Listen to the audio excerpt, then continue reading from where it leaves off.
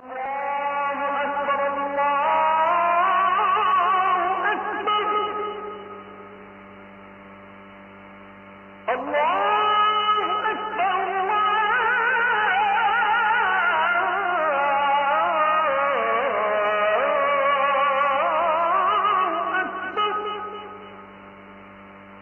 ভদ্র মহিলা, তিনি আলেমদেরকে সম্মান করেছেন, এজন্য আলেমরাও তাকে সম্মান করতেন।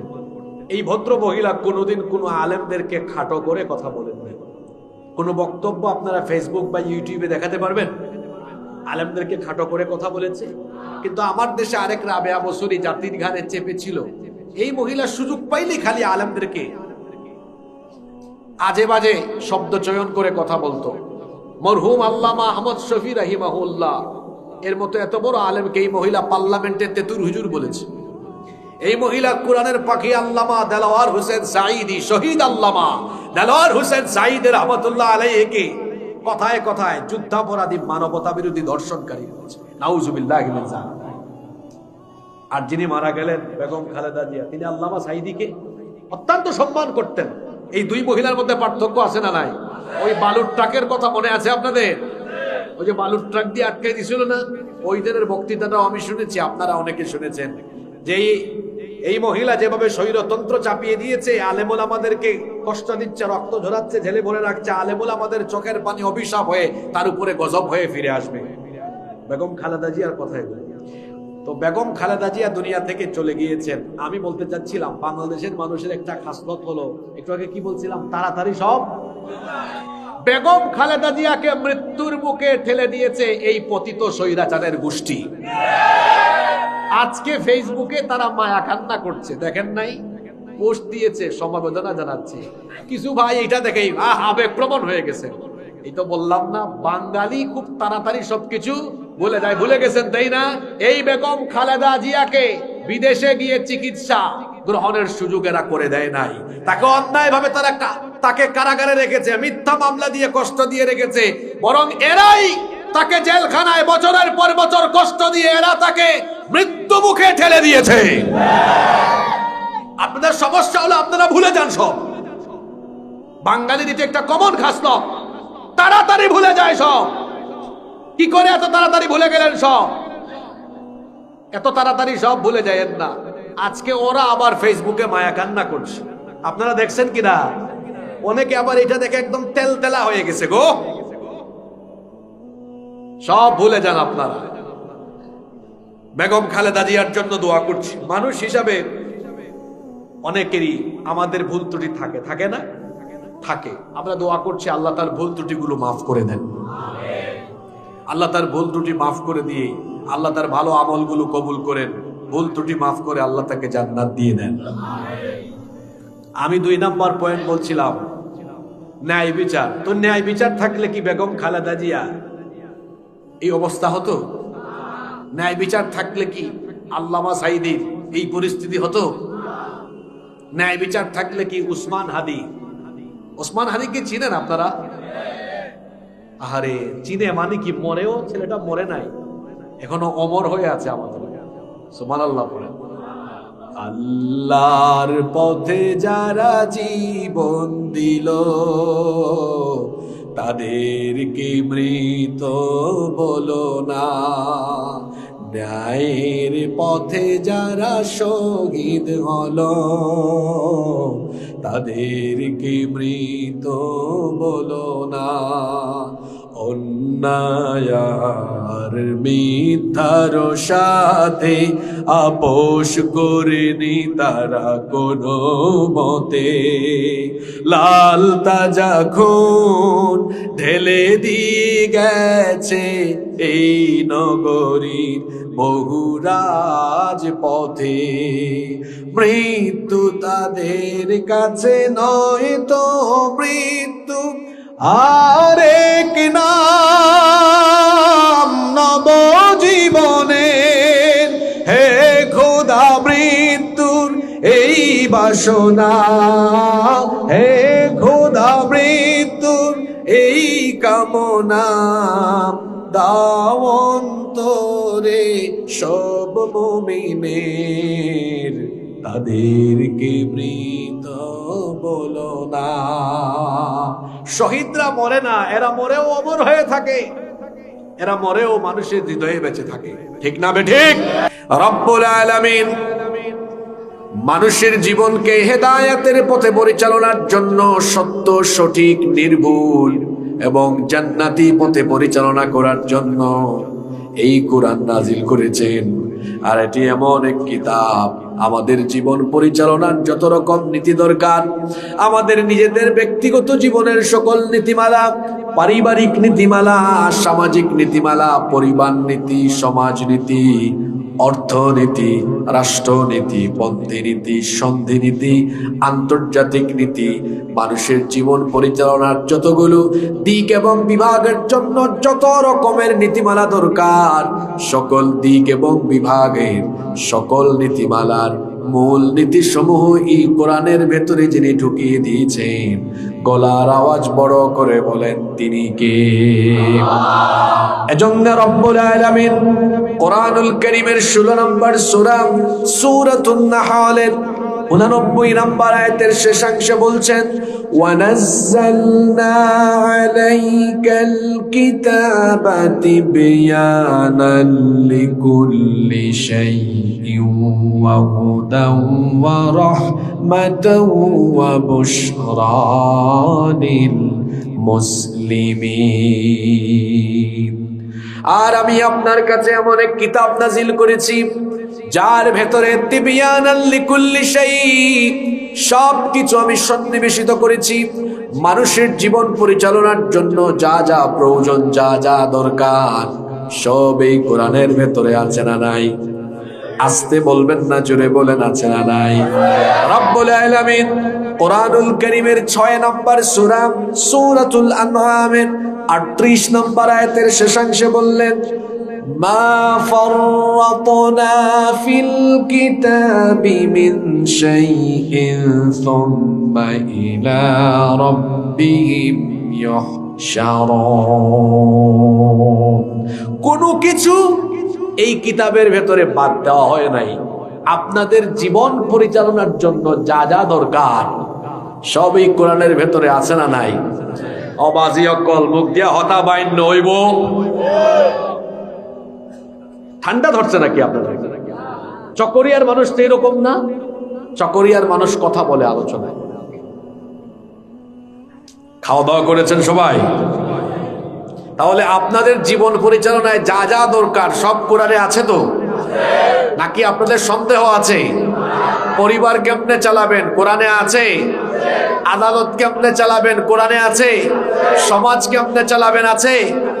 অর্থনীতি কিভাবে চালাবেন আছে? দেশ কেমনে চালাইতে হয় এটা কোরআনে নাই?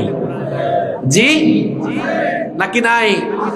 অনেকে বলে ইসলাম আর রাজনীতি আলাদা। ব্যাকল, ইসলাম আর রাজনীতি যদি আলাদা হয় তাহলে আল্লাহর রাসূল 10 বছর মদিনার রাষ্ট্র কার নীতিতে, কার আইনে পরিচালনা করলেন?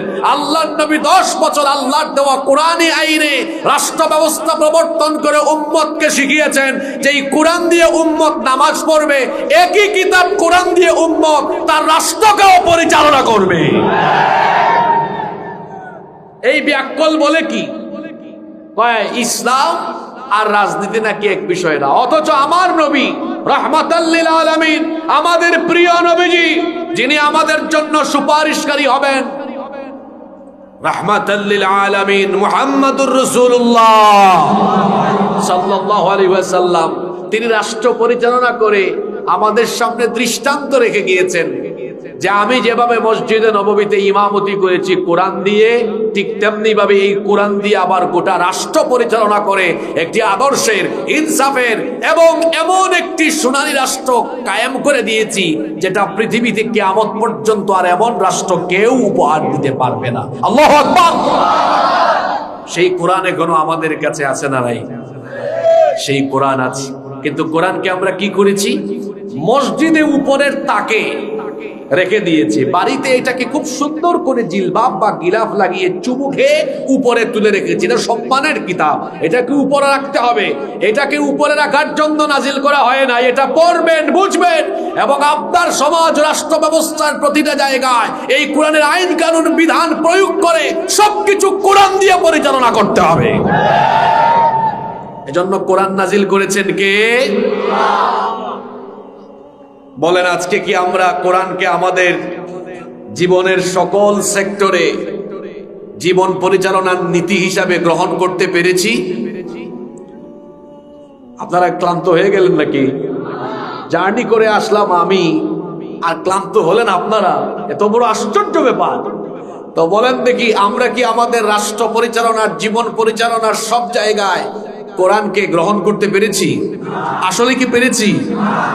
বর্তমানে আপনাদের দেশে অনেক সমস্যা আছে, তার মধ্যে মৌলিক 5টা সমস্যার কথা বলি। দেখেন তো আপনাদের দেশে এই 5টা সমস্যা আছে কিনা। 1, বেকারত্ব, দারিদ্রতা। সংক্ষেপে যদি বলি, অর্থনৈতিক সমস্যা। আপনাদের দেশে দারিদ্রতার হার, বেকারত্বের হার কম না বেশি? আপনারা কথা বলবেন, বাস্তব ভিত্তিক হওয়া দরকার, তাই না?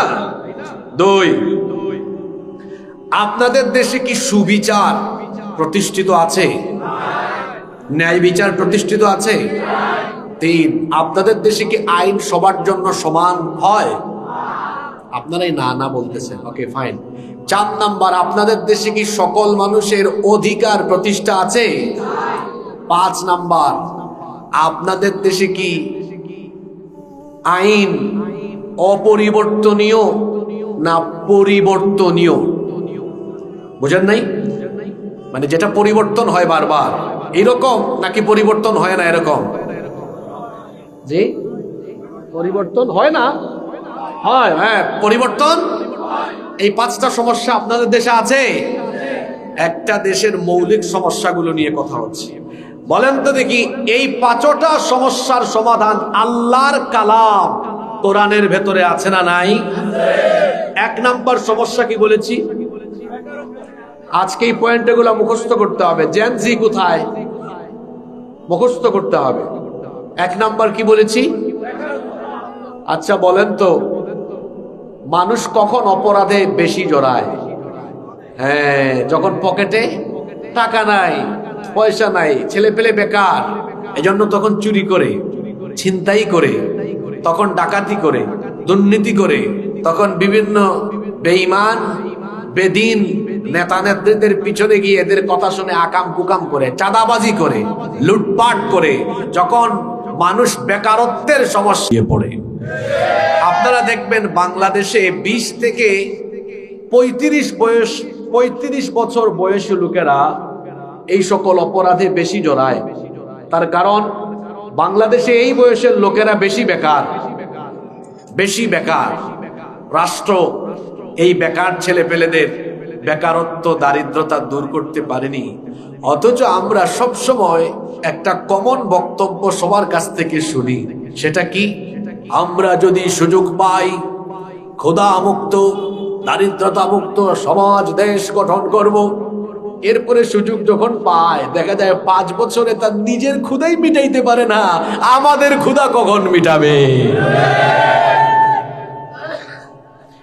মানুষের তৈরি করা আইন দিয়ে 54 বছর ধরে মানুষের তৈরি করা আইন দিয়ে এই দেশের বেকারত্ব দূর করা গেল না, দারিদ্রতা দূর করা গেল না, অর্থনৈতিক দৈন্যদশা দূর করা গেল না। রব্বুল আলামিন মানুষের অর্থনৈতিক সমস্যা সমাধানের জন্য, দারিদ্রতা বেকারত্ব দূরীকরণের জন্য তার কিতাবের ভেতরে এমন চমৎকার অর্থনৈতিক ফর্মুলা দিয়েছেন, মানুষেরা যদি আল্লাহর দেওয়া সেই অর্থনৈতিক ফর্মুলা গ্রহণ করে, রাষ্ট্রীয়ভাবে যদি এই ফর্মুলার অ্যাপ্লাই করা আরম্ভ করে, দেখা যাবে গোটা রাষ্ট্রের মানুষেরা এর ফল ভোগ করা আরম্ভ করবে।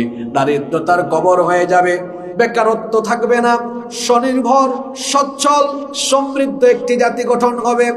আপনাদের মনে প্রশ্ন জাগতে পারে, হুজুর কোরআনের ভেতরে এমন কোন অর্থনৈতিক ফর্মুলা রয়েছে যেটার কারণে দারিদ্রতার কবর হয়ে যাবে?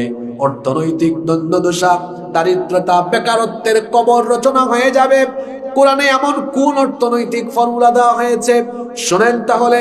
আল্লাহ তার কিতাবের ভেতরে সমাজের, রাষ্ট্রের অর্থনৈতিক দৈন্যদশা, দারিদ্রতা, বেকারত্ব লাঘবের জন্য যাকাতের মতো চমৎকার অর্থনৈতিক ফর্মুলা দিয়েছেন। এই অর্থনৈতিক ফর্মুলাটা যদি রাষ্ট্রীয়ভাবে অ্যাপ্লাই করা যায়, সমাজের ভেতরে কোন রকমের দারিদ্রতা থাকবে না। রব্বুল আলামিন কোরআনুল কারীমের 22 নম্বর সূরা সূরাতুল হাজের 41 নম্বর আয়াতে বলছেন, আল্লাযীনা ইম্মাক্কান্নাহুম ফিল আরদি আকামুস সালাতা ওয়া আতাউজ যাকাতা ওয়া আমারু বিল মা'রুফি ওয়া নাহাউ আনিল মুনকার ওয়ালিল্লাহি আকিবাতুল উমুর। আর মুমিনদেরকে আমি যদি রাষ্ট্র পরিচালনার দায়িত্ব দেই, 1 নম্বরে তারা সালাত কায়েম করবে, অতঃপর এবং তারা যাকাত আদায় করবে। এখানে যাকাত আদায়ের বিষয়টিকে রাষ্ট্র ব্যবস্থার সাথে সম্পৃক্ত করা হয়েছে। আমার কথা কি আপনারা শুনছেন?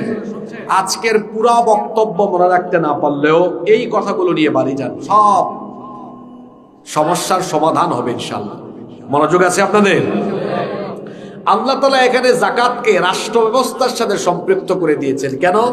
কারণ যাকাত যতদিন না রাষ্ট্র ব্যবস্থার সাথে সম্পৃক্ত হবে, অর্থাৎ কালেকশন আর ডিস্ট্রিবিউশন, আদায় আর বন্টন যতদিন না রাষ্ট্র করবে, ততদিন পর্যন্ত মানুষ বহুবিধ ফায়দা পাবে না এবং বেকারত্ব দূর হবে না। আপনাদের দেশে 98% মানুষের যাকাত আদায় হয় না।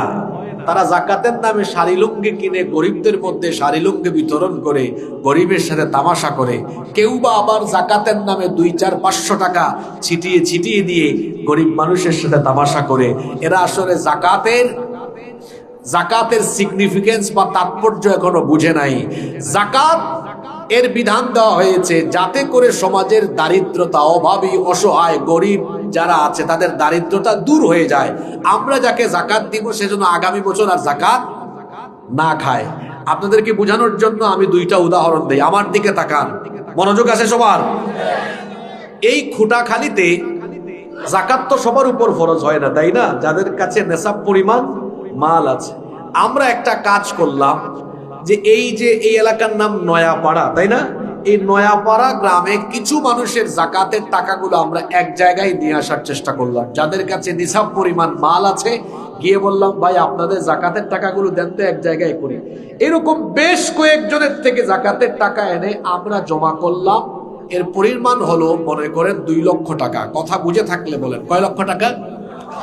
আমরা যদি চাই এই 2 লক্ষ টাকা 500 করে বিতরণ করলে সর্বমোট 400 জন মানুষের মধ্যে তা বিতরণ করতে পারবো।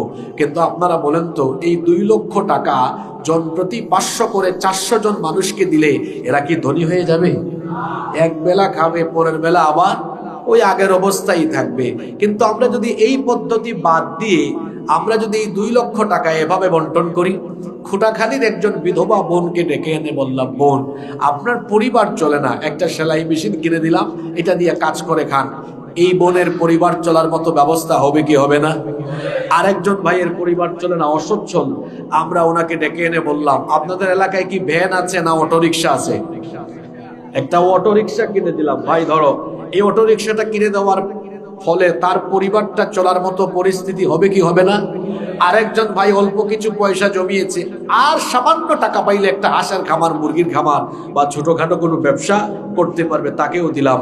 এখন আমরা যদি এইভাবে 2 লক্ষ টাকা কুটির শিল্প বা ছোটখাটো ব্যবসা বাণিজ্য বা কর্মসংস্থান সৃষ্টির উদ্দেশ্যে 2 লক্ষ টাকা, বেশি না, 3-4 জন মানুষকে বিতরণ করে দেই, আপনারা বলেন তো এই 3-4 জন মানুষ কি আগামী বছর আর যাকাত খাওয়ার উপযুক্ত থাকবে?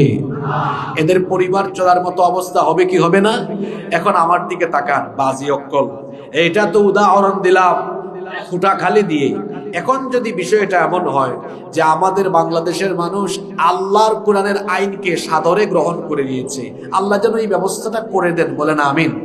তাহলে দেশের মধ্যে নতুন একটা মন্ত্রণালয় হবে, সেটার নাম যাকাত মন্ত্রণালয়।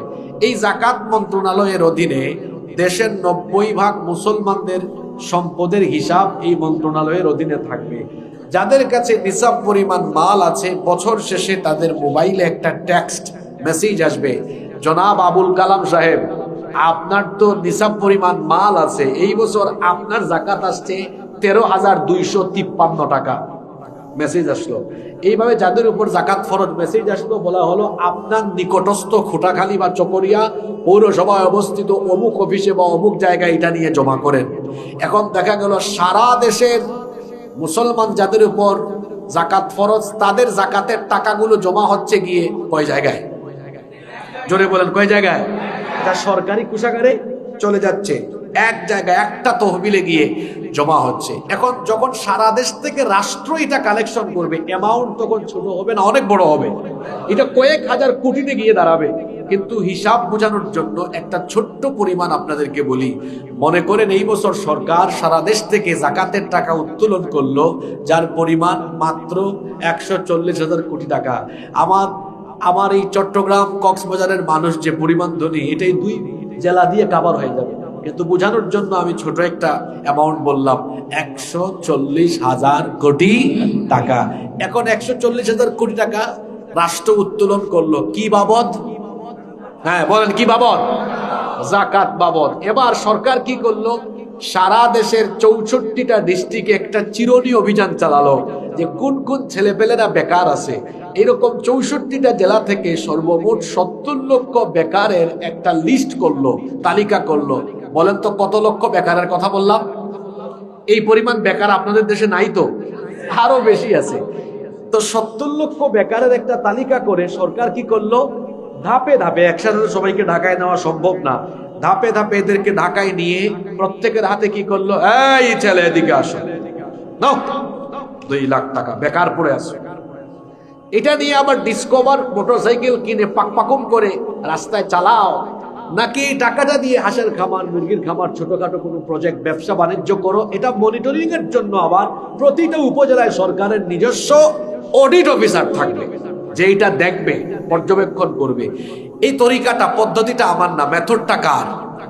আচ্ছা আপনারা বলেন তো, আল্লাহর দেওয়া এই ফর্মুলাটা যদি আমরা গ্রহণ করে নিই, তাহলে এই তরিকায় দেখা যাচ্ছে 1 বছরে দেশের মোট কত লক্ষ বেকারকে কাজে লাগানো যাচ্ছে? জোরে বলেন, কত লক্ষ? আমাদের দেশ স্বাধীন হয়েছে 71 সালে, আজকে 2025 সাল, কালকে শেষ হয়ে যাবে এটা। এই যে আজকে 54টা বছর শেষ হয়ে গেল, 54টা বছর ধরে 12টা ইলেকশনে কত দল ক্ষমতায় আসলো আর গেল, সবাই শুধু বলল আমরা যদি ক্ষমতায় যাই তাহলে দারিদ্রতা মুক্ত, ক্ষুধা মুক্ত বাংলাদেশ বানাবো। আপনারাই বলেন, তারা আজ পর্যন্ত পেরেছে?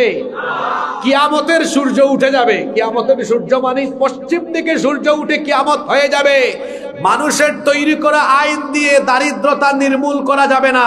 যদি আপনারা দারিদ্রতা নির্মূল করে একটি স্বনির্ভর, সচ্ছল, সমৃদ্ধ বাংলাদেশ পেতে চান, মানুষের তৈরি করা এই আইনকে লাথি দিয়ে বঙ্গোপসাগরে ফেলে দিয়ে আল্লাহর কোরআনের আইনকে গ্রহণ করে এটাকে পার্লামেন্ট পর্যন্ত নিয়ে যেতে হবে। 54 বছর ধরে প্রতারকের দল প্রতারিত করেই যাচ্ছে আমাদেরকে। শুধু বলে আমরা একটু সুযোগ পাই না, ক্ষুধামুক্ত বাংলাদেশ গঠন করবো। আমরা দেখছি তো, হ্যাঁ সুযোগ পাইলে 5 বছরে তার ক্ষুধা মিটে না, বাইরে বাড়ি বানায়, আমেরিকায় বানায়, কানাডায় বানায়, আরে বাপরে বাপ, চোরের চোর, তাও তার ক্ষুধা মিটে না। মনে হয় এই লোকগুলো সুযোগ পেলে গোটা বাংলাদেশকে পেটের ভিতরে নিয়ে ঢুকায় ফেলবে। বলেন আপনারা, ক্ষুধামুক্ত দেশ পেতে হলে আমি কি এখানে কোনো দলের পক্ষে বিপক্ষে কথা বলছি নাকি? আমাদের দেশে আরেক মুশকিল, কিছু মানুষ আছে রাজনৈতিক মন মানসিকতা নিয়ে মাহফিলে বসে, যে বক্তা দলীয় দৃষ্টিভঙ্গি মাথায় রেখে বক্তব্য দেয় তার বক্তব্যে মানুষ হেদায়াত হয় না। যে শ্রোতা দলীয় দৃষ্টিভঙ্গি মাথায় রেখে বক্তৃতা শুনে তার বক্তৃতায়ও মানুষ হেদায়াত হয় না, তার বক্তৃতা শুনেও কোনো ফায়দা হয় না। বক্তা এবং শ্রোতা উভয়কে নিরপেক্ষ মন মগজ নিয়ে কোরআন বলতে হয়, শুনতে হয়। আমি যে ফর্মুলাটার কথা বললাম, যাকাতের এই ফর্মুলা গ্রহণ করলে দারিদ্রতা থাকবে না নির্মূল হবে? জোরে বলেন, থাকবে না নির্মূল হবে? ইসলাম একটি বৈষম্যহীন সমাজ চায়, এজন্য আপনারা দেখবেন কোরআনে যেখানে নামাজের কথা সেখানেই আছে কিসের কথা? যাকাতের কথা। কেন নামাজের সাথে যাকাতের কথা? আরে ভাই, পেটে ক্ষুধা থাকলে নামাজও মজা লাগে না, খুশু-খুদু নষ্ট হয়ে যায়। এজন্য পেটে খাবার থাকতে হবে। মানুষের পেটে খাবার না থাকলে, ওই যে আমরাই তো বলি যে দারিদ্রতা মানুষকে কুফুরির দিকে ধীরে ধীরে ধাবিত করে। এই জন্য মানুষের পকেটে পয়সা ঢুকাতে হবে, অসচ্ছল মানুষকে সচ্ছল বানাতে হবে। আপনারা দেখছেন না, আমাদের দেশে কিছু আলেমরা আছে এবং কিছু সামাজিক সংগঠন বা কিছু ইসলামী সংগঠন আছে, এরা যাকাত কালেকশন করে, আমি যে তরিকার কথা বলছি এইভাবে বিতরণ তারা করে না? রিক্সা দেয়, সেলাই মেশিন দেয়, হাঁসের খামার করে দেয়, মুরগির খামার করে দেয়, দেয় না এরকম? আচ্ছা, এটা যদি ব্যক্তি বিশেষ না করে, বিভিন্ন দল সংগঠন না করে, এটা যদি সরাসরি সরকার করে, তাহলে গোটা দেশের মানুষ ফায়দা পাবে কি পাবে না? আর কি করে বুঝাইলে আপনাদের মগজটাকে আমরা পরিষ্কার করতে পারবো বলেন? আর কেমনে বুঝাইতাম? বাবা জানরা, ভাই জানরা, সময় আছে। মানুষের আইন কি ছুঁড়ে মারেন, এবার ডাস্টবিনে ছুঁড়ে মারেন। আমাদের নিজেদের অর্থনৈতিক সমৃদ্ধি আর সমাধানের জন্য মানুষের আইন না, জুড়ে বলেন কার আইন দরকার? আরো জুড়ে কার আইন? এক নাম্বার পয়েন্ট শেষ করলাম। দুই, বলেন আপনাদের দেশে 2 নাম্বার কোন সমস্যা বলেছিলাম? কি সুন্দর ভাইরা, মনে নাই আপনাদের? ন্যায় বিচার। কি সমস্যা? ন্যায় বিচার আছে? থাকলে তো আজকে 18-19 দিন হয়ে গেল আমার ভাই শরীফ উসমান হাদির হত্যাকারীদেরকে ধরে বিচার করা আরম্ভ হতো। আপনারা মনে হয় শরীফ উসমান হাদির কথা ভুলে গেছেন, তাই না? বাঙালির একটা স্বভাব হলো, এরা তাড়াতাড়ি ভুলে যায়। আজকে দুনিয়া থেকে চলে গেছেন সাবেক 3 বারের প্রধানমন্ত্রী বেগম খালেদা জিয়া, অত্যন্ত ভদ্র মহিলা। তিনি আলেমদেরকে সম্মান করেছেন, এজন্য আলেমরাও তাকে সম্মান করতেন। এই ভদ্র মহিলা কোনোদিন কোনো আলেমদেরকে খাটো করে কথা বলেননি। কোনো বক্তব্য আপনারা ফেসবুক বা ইউটিউবে দেখাতে পারবেন আলেমদেরকে খাটো করে কথা বলেছে? কিন্তু আমার দেশে আরেক রাবেয়া বসুরি জাতির ঘাড়ে চেপেছিল, এই মহিলা সুযোগ পাইলে খালি আলেমদেরকে আজে বাজে শব্দ চয়ন করে কথা বলতো। মরহুম আল্লামা আহমদ শফি রাহিমাহুল্লাহ এর মতো এত বড় আলেমকে এই মহিলা পার্লামেন্টে তেতুর হুজুর বলেছে। এই মহিলা কোরআনের পাখি আল্লামা দেলাওয়ার হোসেন সাঈদী, শহীদ আল্লামা দেলাওয়ার হোসেন সাঈদ রহমাতুল্লাহ আলাইহিকে কথায় কথায় যুদ্ধাপরাধী, মানবতা বিরোধী, ধর্ষণকারী বলেছে। নাউজুবিল্লাহি মিন যালিক। আর যিনি মারা গেলেন বেগম খালেদা জিয়া, তিনি আল্লামা সাঈদীকে অত্যন্ত সম্মান করতেন। এই 2 মহিলার মধ্যে পার্থক্য আছে না নাই? ওই বালুর ট্রাকের কথা মনে আছে আপনাদের? ওই যে বালুর ট্রাক দিয়ে আটকে দিছিল না, ওই দিনের বক্তৃতাটাও আমি শুনেছি, আপনারা অনেকে শুনেছেন।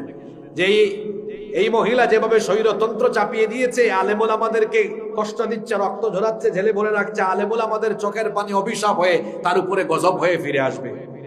বেগম খালেদা জিয়ার কথাই বলি।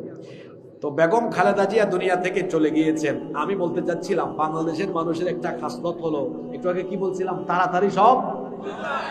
বেগম খালেদা জিয়াকে মৃত্যুর মুখে ঠেলে দিয়েছে এই পতিত স্বৈরাচারের গোষ্ঠী। আজকে ফেসবুকে তারা মায়া কান্না করছে, দেখেন নাই? পোস্ট দিয়েছে, সমবেদনা জানাচ্ছে। কিছু ভাই এটা দেখেই আবেগপ্রবণ হয়ে গেছে। এই তো বললাম না, বাঙালি খুব তাড়াতাড়ি সবকিছু ভুলে যায়। ভুলে গেছেন, তাই না? এই বেগম খালেদা জিয়াকে বিদেশে গিয়ে চিকিৎসা গ্রহণের সুযোগ এরা করে দেয় নাই। তাকে অন্যায়ভাবে তাকে কারাগারে রেখেছে, মিথ্যা মামলা দিয়ে কষ্ট দিয়ে রেখেছে। বরং এরাই তাকে জেলখানায় বছরের পর বছর কষ্ট দিয়ে এরা তাকে মৃত্যু মুখে ঠেলে দিয়েছে। আপনাদের সমস্যা হলো আপনারা ভুলে যান সব। বাঙালির এটা একটা কমন খাসলত, তাড়াতাড়ি ভুলে যায় সব। কি করে এত তাড়াতাড়ি ভুলে গেলেন সব? এত তাড়াতাড়ি সব ভুলে যায়েন না। আজকে ওরা আবার ফেসবুকে মায়া কান্না করছে, আপনারা দেখছেন কিনা? অনেকে আবার এটা দেখে একদম তেলতেলা হয়ে গেছে গো। সব ভুলে যান আপনারা।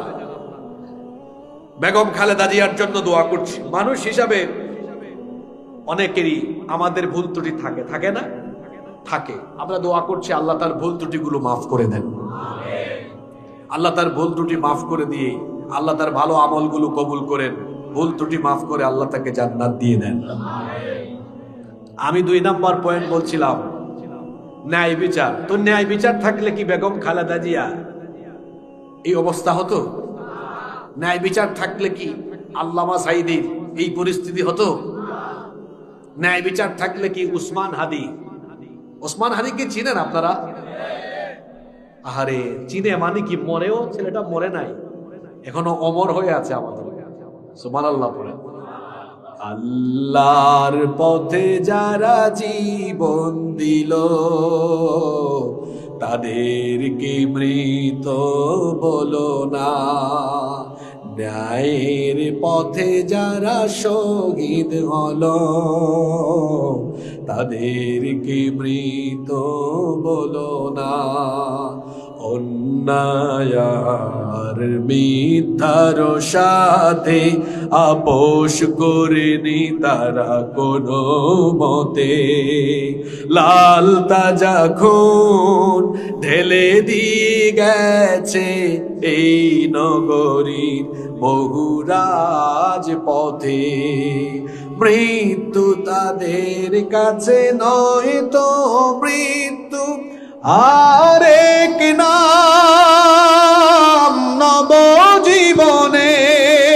হে খোদা, মৃত্যুর এই বাসনা, হে খোদা, মৃত্যুর এই কামনা, দাও অন্তরে সব মুমিনের, তাদেরকে মৃত বলো না।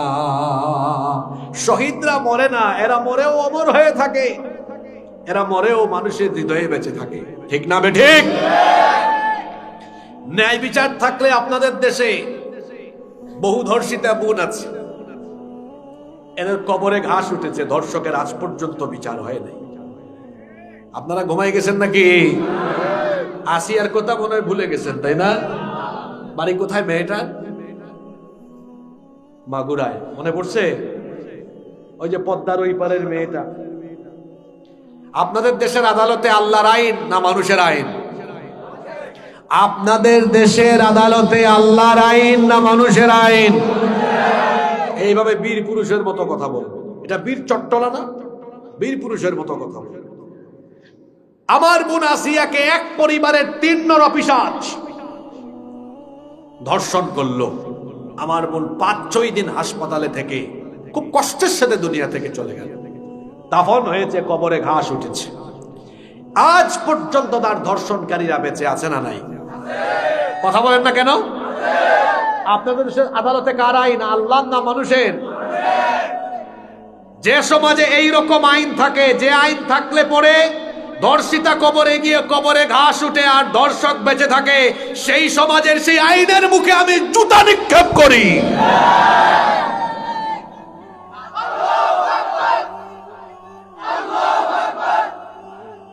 সেখানে যদি কোরআনের আইন থাকতো, এই ছেলেপেলেরা হাসো কেন ব্যাককলের মতো, এখানে যদি কোরআনের আইন থাকতো, কোরআনে ধর্ষকের শাস্তি কি? আমি যদি ওই যুবক ছেলেদেরকে তাদেরকে তাদের ভাষায় বুঝাইতে চাই, তাহলে বলে লাইভ মৃত্যুদণ্ড জনসম্মুখে। যদি বাংলাদেশে একটা ধর্ষণের বিচার কোরআন দিয়ে করা হতো, তাহলে বলেন তো এই দেশে এত ধর্ষণ বাড়তো? মানুষের তৈরি করা আইন দিয়ে বিচার চললে সেখানে কোনোদিনও ন্যায় বিচার প্রতিষ্ঠা হয় না। আরেকটা তথ্য দেই, আপনাদের দেশের আদালতগুলো এখনো চলছে ব্রিটিশদের থেকে ধার করা পেনাল কোড দিয়ে। ব্রিটিশদের থেকে ধার করা পেনাল কোড দিয়ে আইন চলছে, আইন অঙ্গন পরিচালিত হচ্ছে মানুষের তৈরি করা আইন দিয়ে। এই জন্য কোথাও আজকে ন্যায় বিচার প্রতিষ্ঠিত হচ্ছে না, বরং দেখা যায় ক্ষমতা আছে যার, আজকে বিচার হলো তার। এই রকম চলছে, ন্যায় বিচার কোথাও নাই। যদি মানুষের তৈরি করা আইনকে ডাস্টবিনে ছুঁড়ে আল্লাহর কোরআনের আইন দিয়ে আইন অঙ্গন বিচারালয় আপনারা পরিচালনা করা আরম্ভ করেন, দেখা যাবে কোনো অন্যায় থাকবে না, বিচারের নামে প্রহসন, অবিচার থাকবে না, বরং সর্বত্র ন্যায় বিচার প্রতিষ্ঠা হয়ে যাবে। কারণ আল্লাহ তাআলা তার এই কিতাবের ভেতরে যত রকম ফৌজদারি আর দেওয়ানি দণ্ডবিধি দিয়েছেন, এগুলো আল্লাহ দিয়েছেন যাতে এগুলোর মাধ্যমে মানুষের মধ্যে ন্যায় বিচার প্রতিষ্ঠা করা যায়। এজন্য আল্লাহ তার নবীকে উদ্দেশ্য করে বলছেন, ইন্না আনজালনা ইলাইকাল কিতাবা লিতাহকুমা বাইনান নাসি বিমা আরাকাল্লাহ। নিশ্চয়ই আমি আপনার কাছে এই কিতাব নাজিল করেছি যাতে করে আমি যেভাবে আপনাকে দেখিয়ে দিয়েছি তার আলোকে মানুষের মধ্যে আপনি বিচার ফয়সালা করতে পারেন। কোরআনে কারিমে আল্লাহ তাআলা বিভিন্ন জায়গায় ন্যায় বিচার প্রতিষ্ঠার তাকিদ দিয়েছেন। রব্বুল আলামিন কোরআনুল কারিমের 4 নম্বর সূরা সূরাতুন নিসা এর 58 নম্বর আয়াতের মধ্যখানে বললেন, ওয়া ইদা হাকামতুম বাইনান নাসি আন তাহকুমু বিল আদল। আর আপনি যখন মানুষের মধ্যে বিচার ফয়সালা করবেন অবশ্যই সেখানে ন্যায় বিচার প্রতিষ্ঠা করবেন। আবার আমাদের পরিচিত আরেকটা আয়াত কোরআনে কারীমের 16 নম্বর সূরা সূরাতুন নাহলের মধ্যে আল্লাহ বলছেন, নাহলের 90 নম্বর আয়াত, এটা আপনারা অনেকেই জানেন, আমার সাথে পড়েন, ইন্নাল্লাহা ইয়া'মুরু বিল আদলি ওয়াল ইহসান ইলা আখিরিল আয়াত। নিশ্চয়ই আল্লাহ তোমাদেরকে ন্যায় বিচার এবং ইহসান প্রতিষ্ঠার আদেশ দিচ্ছেন। আবার আল্লাহ অন্য আয়াতে বলেছেন, ওয়া আকসিতু ইন্নাল্লাহা ইউহিব্বুল মুকসিতিন। ন্যায় বিচার প্রতিষ্ঠা করো, কারণ ন্যায় বিচারকদেরকে যিনি ভালোবাসেন, পছন্দ করেন, জোরে বলেন তিনি কে? আস্তে বলবেন না, সবাই বলেন তিনি কে? ন্যায় বিচার প্রতিষ্ঠার জন্য আল্লাহর কোরআনের আইন দরকার। কিন্তু যারা বিচারের সময় আল্লাহর আইন বাদ দিয়ে বিচার করে, আল্লাহ এদের পরিচয় কোরআনে কারীমের 5 নম্বর সূরা সূরাতুল মাইদা এর 44, 45 এবং 47 নম্বর আয়াত, তিনটা আয়াতে আল্লাহ এদের পরিচয় এভাবে দিয়েছেন, ওয়া মান লাম ইয়াহকুম বিমা আনজালাল্লাহু ফাউলাইকা হুমুল কাফিরুন ফাউলাইকা হুমুল যালিমুন ফাউলাইকা হুমুল ফাসিকুন। যারা আল্লাহর দেওয়া আইন বাদ দিয়ে বিচার ফয়সালা করে, আল্লাহ বলেছেন এরা হলো কাফের, এরা হলো জালেম, এরা হলো ফাসিক। পরিচয়টা আমার না আল্লাহর? আস্তে বলবেন না, জোরে বলেন কার? কোরআনের বিচারিক ফর্মুলাটা কত সুন্দর দেখেন। কোরআন দিয়ে যেখানে বিচার হয় সেখানে কোনো স্বজনপ্রীতি থাকে না, ন্যায় প্রতিষ্ঠা হয়ে যায়। একটা ঘটনা আমার মনে পড়লো, বলবো। আল্লাহ নবীর আদালতে একবার এক মহিলাকে আনা হলো, মহিলাকে তোলা হলো। সেই মহিলার অপরাধ ছিল চুরির অপরাধে তিনি ধরা পড়েছেন, কিন্তু সেই নারী ছিলেন মাখজুমিয়া গোত্রের কুরাইশী একজন সম্ভ্রান্ত নারী। এই মহিলাকে যখন চুরির অপরাধে ধরা হলো, সাহাবায়ে কেরাম এবার পারস্পরিক পরামর্শ করছেন, এত সম্ভ্রান্ত বংশের নারী, আল্লাহর নবী যদি বিচার করতে গিয়ে এই মহিলার পক্ষে, এই মহিলার ব্যাপারে তিনি যদি কোরআন থেকে হাত কাটার রায় দিয়ে দেন, তাহলে ওই বংশের মান সম্মান নষ্ট হয়ে যাবে। অন্তত ওই বংশের মান ইজ্জত রক্ষার স্বার্থে বিচারের রায়টা একটু মহিলার বেলায় হালকা করে দেওয়া দরকার, রাসূলকে এই সুপারিশ জানানো দরকার। কিন্তু কে আল্লাহর নবীর কাছে এই সুপারিশ নিয়ে যাবে? কারো কোনো সাহস হয় না। অবশেষে সাহাবায়ে কেরাম পরামর্শের ভিত্তিতে উসামা ইবনে যায়েদ রাদিয়াল্লাহু আনহুকে সেখানে পাঠালেন। উসামা ইবনে যায়েদ রাদিয়াল্লাহু আনহু আল্লাহর নবীকে গিয়ে যখন এই মহিলার বিচারের রায় হালকা করে দেওয়ার সুপারিশ করলেন, এই কথা শোনা মাত্রই আসমান যেন আল্লাহর নবীর মাথার উপরে ভেঙে পড়ার উপক্রম হয়ে গেল। আল্লাহর নবী সঙ্গে সঙ্গে সকল সাহাবীদেরকে ডাকলেন, ডেকে বললেন, সাহাবীরা, আল্লাহর বিধানের বিরুদ্ধে রায় দেওয়ার এত বড় দুঃসাহসের সুপারিশ তোমরা কেমনে পেলে? আজ যদি এই মহিলা আদালতের কাঠগড়ায় না থেকে আমার নিজের কলিজার টুকরা মেয়ে ফাতেমাও থাকতো, বিচার করতে গিয়ে দিকে এতটুকু দয়াও আমি দেখাতাম না, বরং আল্লাহর কোরআনের বিচারের ফর্মুলার ভিত্তিতে রায় দিয়ে হাত কাটার দায়িত্ব জল্লাদকে দিতাম না। কারণ জল্লাদকে দায়িত্ব দিলে নবীজির মেয়ে এই জন্য হাত কাটতে গিয়ে একটু দয়া মায়া দেখাতে পারে, সেই জন্য বিচারের রায় দিই আমি নিজে পাপ হয়ে আমার নিজের মেয়ের হাতটাকে আমি নিজেই কেটে ফেলে দিতাম। এটা কুরআনী বিচার। আর যেখানে মানুষের আইন দিয়ে বিচার চলে, ওখানে নিজের দলের লোক হলেও 7 খুন মাফ। আমি কি মিথ্যা আর অবাস্তব কথা বলছি নাকি? জোরে বলেন। আর আপনাদের দেশে তো ক্ষমতা থাকলে এমন হয় যে আইন পায়ের তুলে চাপায় রাখে, তার কিচ্ছু হয় না, যত অপরাধী করুক আইন তাকে ধরতে পারে না। বেশিরভাগ ক্ষেত্রে এরকম হয় কি হয় না?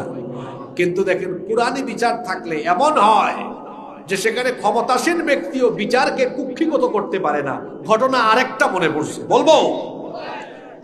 সাইয়েদিনা আলী রাদিয়াল্লাহু আনহু তিনি একবার বাজারে গেলেন। কিছুদিন আগে তার লৌহবর্ম হারিয়ে গিয়েছিল। বাজারে গিয়ে দেখলেন একজন খ্রিস্টান লোক সেই লৌহবর্মটা বিক্রি করছে। তিনি ওই লোকটার কাছে গিয়ে বললেন, তুমি এই লৌহবর্মটা পেয়েছো কোথায়? এটা তো আমার।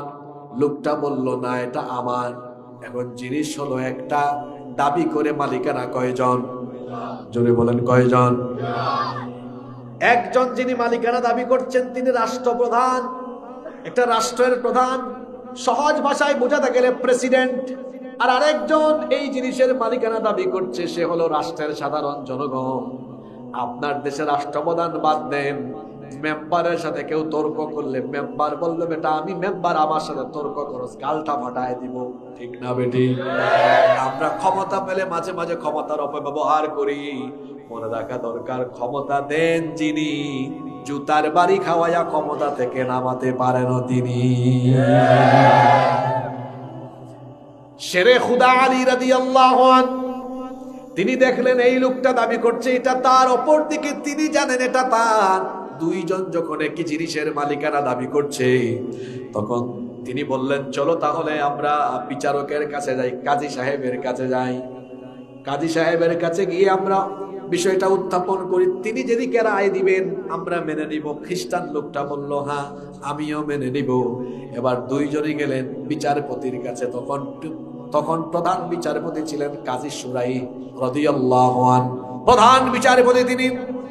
তার কাছে যাওয়া হলে তিনি সবকিছু শুনলেন। শোনার পরে আলী রাদিয়াল্লাহু আনহুকে বললেন, মহামান্য খলিফা, এই জিনিসটা যে আপনি দাবি করছেন আপনার, এই জন্য কি আপনার পক্ষে কোনো সাক্ষী আছে নাকি? তখন তিনি বললেন, হ্যাঁ আমার সাক্ষী আছে 2 জন। জোরে বলেন কয়জন? তিনি বললেন, তাহলে সাক্ষী নিয়ে আসেন। এবার আলী রাদিয়াল্লাহু আনহু বললেন, আমার প্রথম সাক্ষী হলো আমার ছেলে হাসান, দ্বিতীয় সাক্ষী হলো আমার ভৃত্য, আমার ঘরের চাকর। দেখেন কুরআনী আইন কেমন। বিচারপতি তখন বললেন, আপনি কি রাসূলের তরিকার বিচার জানেন না? আল্লাহর নবী তো শিখিয়েছেন বাপের পক্ষে ছেলের, আর মনিবের পক্ষে মালিকের সাক্ষ্য, আর মনিবের পক্ষে চাকরের সাক্ষ্য কখনো কবুল হয় কেন? তার কারণ হলো ছেলে তো বাপের পক্ষেই বলবে, আর চাকরও তার মনিবের পক্ষে বলবে। সুবহানাল্লাহ পড়বেন না? চিন্তা করছেন প্রধান বিচারপতি কাকে বলতেছেন? এটা রাষ্ট্রপ্রধানকে। আমার দেশে আপনারা দেখবেন বিচারপতি কি রায় লিখবে এটাই রাষ্ট্রপ্রধান বলে দিলে পরে ওই তরিকায় লেখা হয়। কি আমি কি মিথ্যা বলছি নাকি? এগুলা মিলাই নিয়েন কথা এগুলা। আর এখানে প্রধান বিচারপতি রায় ঠিক করছেন কার দেওয়া আইনের ভিত্তিতে? জোরে বলেন কার? এখানে রাষ্ট্রপ্রধান হস্তক্ষেপ করার কোন সুযোগ। তিনি বললেন, আপনার ছেলে এবং আপনার চাকরের সাক্ষী এখানে গ্রহণযোগ্য নয়, এটাই কুরআনী বিচার। তিনি বললেন, এই 2 জন ছাড়া আমার আর কোনো সাক্ষী নাই। প্রধান বিচারপতি বললেন, তাহলে এই লৌহ বর্মের মালিকানা দাবি করার আপনার কোনো অধিকার নাই। তিনি রায় দিয়ে দিলেন ওই খ্রিস্টানের পক্ষে। রায় চলে গেল সরাসরি রাষ্ট্রপ্রধানের বিরুদ্ধে। তিনি রায় মেনে নিলেন। ওই খ্রিস্টান লোকটা বলল, হায় হায় হায়, এ কেমন ন্যায় বিচার! ইসলামের এই সুন্দর ন্যায় বিচারে আমি বড় অভিভূত হয়েছি। আসলে এই লৌহ বর্মটা আমার না, কিন্তু উনি সাক্ষীর অভাবে উনি ওনার লৌহ বর্মটা হারালেন। আপনিও প্রধান বিচারপতি হয়ে রাষ্ট্রপ্রধানের পক্ষে রায় দিয়ে আমার মতো মুসলিমের বিপক্ষে রায়টা চাপায়া দিলেন না? যে ইসলাম এত সুন্দর, যার বিচার ব্যবস্থা এত চমৎকার, আমি ইসলাম থেকে দূরে থাকতে চাই না। ওনার বর্ম ওনারে দিয়ে দেন, আর আমারে সাথে সাথে কালেমা পড়ায়া মুসলমান বানায়া দেন। আমাদের পূর্বপুরুষরা আল্লাহর কোরআন দিয়ে এমন ভাবে বিচার করেছেন যে কোরআনী বিচার দেখে ও মুসলিমরা মুসলমান হয়েছে। আর এখন মুসলমানের সন্তান কোরআনকে ঘরের তাকের উপর রেখে ব্রিটিশদের থেকে পেনাল কোড ধার করে নিয়ে তারপরে আইনকে, বিচার ব্যবস্থাকে কুক্ষিগত করে বিচারের নামে অবিচার করে বলে ও মুসলিমরাও আমাদেরকে দেখলে থুতু নিক্ষেপ করে। বলেন দেখি, আপনাদের দেশে ন্যায় বিচার প্রতিষ্ঠার জন্য আল্লাহর আইন উত্তম না মানুষের আইন উত্তম? যারা কথা বলে না তারা কি মনে করে কার আইন উত্তম? আল্লাহর আইন। 3, সমতা। একটা রাষ্ট্র তার নাগরিক তখনই সুখী সমৃদ্ধ ভাবে নিরাপদে থাকতে পারে যখন সেখানে সমতা নিশ্চিত হয়। আপনাদের দেশে কি সমতা আছে? আপনারা পাসপোর্ট অফিসে যাইয়েন, অনেকে তো মাঝে মাঝে যান, যারা গিয়েছেন একটু আমাকে রেসপন্স করেন তো। পাসপোর্ট অফিসে মামু খালু ছাড়া গেলে, উপরের ফোন না থাকলে সকালে গিয়ে সন্ধ্যা পর্যন্ত লাইন ধরতে হয়। কখনো কখনো 2-3 বার 4-5 বার যাওয়া লাগে। আর কেউ কেউ গেলে লাইনও নাই, কিছুই নাই, যাওয়া মাত্রই কাম হয়। আছে না নাই? পার্থক্য কি? তারও হাত পা আছে, ওরও হাত পা আছে, তারও রক্ত মাংস আছে, তারও রক্ত মাংস আছে। ইসলাম বলে সাদা আর কালোতে কোনো পার্থক্য নাই, মানুষে মানুষে কোনো ভেদাভেদ নাই, একই রাষ্ট্রের নাগরিক। আইন, সুযোগ সুবিধা, সমতা থাকা দরকার, প্রত্যেকেই সমান সুযোগ ভোগ করা দরকার। আবার বলেন দেখি, এনআইডি কার্ড নামে যদি ভেজাল লাগে, আমার একবার ভেজাল লাগছিল পাসপোর্টে।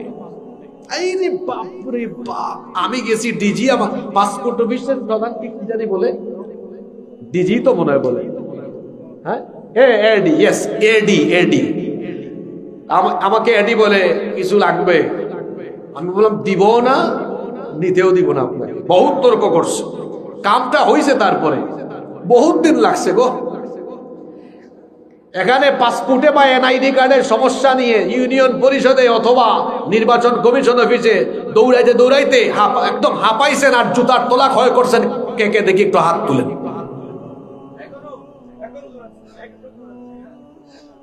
হাত নামান।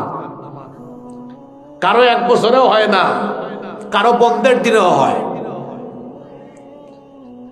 আমি কোনো ব্যক্তির পক্ষে বিপক্ষে বলছি না, অবশ্যই আমিও মনে করি 1 ঘন্টায় হওয়া দরকার এবং ছুটির দিনে হওয়া দরকার, আমি তার পক্ষে। কেন? এখন ডিজিটাল যুগ, অনলাইনে সব সমাধান হবে। আমি অনলাইনে অ্যাপ্লিকেশন করব, সেটা অনলাইনে আবার রিভিউ করে আমার এটা ঠিক করে দিবে, আমি তার পক্ষে। কিন্তু আমি যে জিনিসটার বিপক্ষে সেটা হলো এই আমলাদের কর্মকাণ্ডে আমি বড় বিরক্ত। যেই আমলারা আমাদের ট্যাক্সের পয়সায় বেতন খায়, এই আমলারা কারো কাজ করে 1 ঘন্টায়, কারো কাজ করে 1 বছরে। ঠিক না ঠিক? কিছুদিন আগে জনাব তারেক রহমানের এনআইডি কার্ড একদিনে হয়েছে, আমি এতে খুশি। তিনি মজলুম, দেশের বাইরে ছিলেন, এসেছেন, হয়েছে, আমরা খুশি না বেজার? কিন্তু আমরা চাই তারটা যেভাবে হলো এভাবে সবারটাও হইতে হবে। এখন আপনি বলবেন আমার দেশে কিছু শেষরা আছে, কই হুজুর কুশের সাথে কি মেলেনি? বেটা ব্যাকল, উনি যেমন সব মানুষ হতে বল। উনি দেশের নাগরিক, এজন্য তো উনারটার উপরে ভিআইপি নাগরিক লেখা না, লেখা আছে জাতীয় পরিচয়পত্র। আপনারটার উপরেও লেখা আছে জাতীয়। আপনারা ভুল বুঝবেন না যে হুজুর মনে হয় এই জ্বালায় ভুগতেছে যে তারেক রহমান সাহেব কেন একদিনে পাইল। তা আপনি ভুল বুঝছেন আমাকে। তারেক রহমান সাহেব একদিনে কেন পাবেন? আমি বলবো উনি 1 ঘন্টায় পেতে হবে। এটা ডিজিটাল যুগ, আবেদন করবেন, পেয়ে যাবেন। আমি আমলাতান্ত্রিক জটিলতার কথা বলছি। আমি বলছি এই যে আমলারা কাউরে ঘুরায় আর কাউরে দেয়, শুধু তারেক রহমান সাহেব না, আরো অনেককে দেখবেন তাড়াতাড়ি দেয়। আবার অনেককে ঘুরায়। বিশেষ করে আরে আমার বাবা জানরা অনেক বয়স্ক মানুষ বা গ্রামে গঞ্জের অনেক মানুষ আছেন, দেখবেন একটু সহজ সরল টাইপসের মানুষ আছেন না, এদেরকে এরা বেশি ঘুরায়। এটা পাসপোর্ট অফিস বলেন, আর এটাকে কি বলে, নির্বাচন অফিস বলেন, আবার আরো কিছু অফিস আছে যেমন ভূমি অফিস, মানে সরকারি আরো কিছু দপ্তর আছে না, ভূমি অফিস, ইউনিয়ন অফিস, ওই যে উপজেলা অফিস, সচিবালয়, বিভিন্ন জায়গায় আমলাতান্ত্রিক জটিলতা আছে। আমলারা ফাইল এখান থেকে ওখানে দেয় না, কই স্পিড বানি দেয়। তো আমরা বলবো রাষ্ট্রের নাগরিকরা সবাই সমান সুবিধা ভোগ করা দরকার, ঠিক না বেঠিক? আমি 3-4 দিন আগে এই কথাটা যখন বলেছিলাম, বিএনপির ভাইরা বড় বেজার হয়েছে। তারা ভাবছে যে হুজুর মনে হয় তারেক রহমান সাহেবকে হিংসা করবে। বললাম কি আর বুঝলো কি? তারেক রহমান সাহেব যেভাবে একদিনে পাবেন, ঠিক তেমনি রাষ্ট্রের প্রত্যেকটা নাগরিক এভাবে একদিনে পাইতে হবে। পাইতে হবে না? পাইতে হবে। কারণ রাষ্ট্রের নাগরিক হিসাবে নাগরিক সুবিধা সমান হওয়া দরকার। নাগরিক সুবিধা এক জিনিস, প্রটোকল আরেক জিনিস, আপনাকে বুঝতে হবে।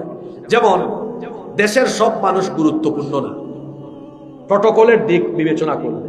কেউ আছেন ফেমাস, পরিচিত, তো তিনি তো স্বাভাবিক চলাফেরা করতে পারেন না, তার উপর হামলা হতে পারে। প্রটোকল এক জিনিস, নাগরিক সুবিধা আরেক জিনিস। নাগরিক সুবিধা থাকতে হবে সমান। তিনি একটা দলের প্রধান হিসাবে নাগরিক, তিনি প্রটোকল পাবেন, সরকারের কাছ থেকে প্রটোকল দাবি করতেই পারেন, কারণ তিনি একটা দলের প্রধান, গুরুত্বপূর্ণ ব্যক্তি। প্রটোকল পাওয়া এক জিনিস, আর নাগরিক সুবিধার কথা বলছি। নাগরিক সুবিধা বলতে আমি এটা বোঝাচ্ছি, সাব রেজিস্ট্রি অফিসে গিয়ে, পাসপোর্ট অফিসে গিয়ে, ভূমি অফিসে গিয়ে, সরকারি দপ্তরে গিয়ে কেউ 1 ঘন্টায় কাম হয় আর কেউ 1 বছরেও কাম হয় না। এটা কি ইনসাফ? কথা বলেন না কেন আপনারা? কথা বলি আপনাদের পক্ষে, আপনারাই কথা বলেন। আমারে 4-5 দিন আগে একজন বলে, হুজুর জাহান্নামের ওয়াজ করেন। আমি বললাম আপনার 4-5 জাহান্নাম হয়ে আছে, এই জাহান্নাম আগে ঠিক করেন। এখন বলবেন হুজুর এইটাকে জাহান্নাম বললেন কেন? আরে ভাই, বহু মানুষের এমন আছে এইসব জটিলতার কারণে তার বহু কাজ আটকে আছে। তাহলে বলেন দেখি, মানুষের তৈরি করা আইন থাকার ফলে কি সমতা আছে? পুরুষ মানুষের মতো বলেন আছে? কুরআনী আইনের সমতা আছে না নাই? ঘটনা আরেকটা মনে করছি, বলবো এমন এক ব্যক্তির নাম বলবো, আহারে যার নাম শুনলে বিধর্মী শাসকরা একটু নড়াচড়া বসতো, কেঁপে উঠতো। মদিনার মহিলারা বাচ্চারা কান্না করলে বলতো এই খবর আছে অমুক আসতেছে। বলেন তো অনুমান করে নামটা কি? হ্যাঁ, বুঝে ফেলছেন নামটা কি? অর্ধ দুনিয়ার শাসনকর্তা। আল্লাহু আকবার। একবার ইয়ামেন থেকে কিছু গনিমতের মাল আসছে, এখানে কিছু কাপড় ছিল। কোন দেশ থেকে কি আসছে? কাপড় সবাইকে, আমার দিকে তাকান, বন্টন করছেন, 1 টুকরা 1 টুকরা 1 টুকরা 1 টুকরা, নিজেও। এটা সমতা, এটার নাম কি? আর আমার দেশে এমন সমতা আছে গো, আসছে তেল, আসছে গম, চোরের চোর সবগুলা মানুষকে কি দিবে? তার নিজের খাটের নিচে ঢুকাই দিচ্ছে। এরকম চোর চামার আপনাদের দেশে নাই? এখন শুনেন, জুমাবারে ওমরে ফারুক রাদিয়াল্লাহু আনহু মিম্বরে দাঁড়িয়েছেন, দেখা গেল উনার শরীরে কাপড় 2 টুকরা। কয় টুকরা? তিনি লম্বা ছিলেন একটু, বডিও চওড়া ছিল। যে 1 টুকরা পাইছেন ওইটা দিয়ে কাপড় বানাইলে একটু শর্ট পরে। ওনার ছেলে আব্দুল্লাহ বললেন, আব্বা তা আমার টুকরাও নেন। বাপ বেটার 2 টুকরা একসাথে করে একটা কাপড় বানায়া জুমার দিনে দাঁড়িয়েছেন। এক সাধারণ ব্যক্তি উঠে বলতেছে, আমিরুল মুমিনিন, আপনার বক্তৃতা আজকে শুনবো না ততক্ষণ 2 টুকরা পাইছেন কোথায় এটা জবাব দিবেন না যতক্ষণ। আল্লাহু আকবার, আল্লাহু আকবার। পারবেন আপনারা এমপি মন্ত্রীদেরকে এই প্রশ্ন করতে? পারবেন? কিন্তু কুরআনী শাসন কেমন? হ্যাঁ পারতে হবে, ঠিকই বলেছেন, পারতে হবে। দেখেন না আমরা কেমনে কথা বলি, আমরা এরকম কি নতুন কথা বলছি? আমাকে যারা চিনে নেই এলাকায়, তো আমি আজকে বহু বছর ধরে আসি না, গত 8-10 বছর ধরে। আমরা ওই তখন যেমন এখনো বদলাই নেই, রং বদলায় না আমাদের।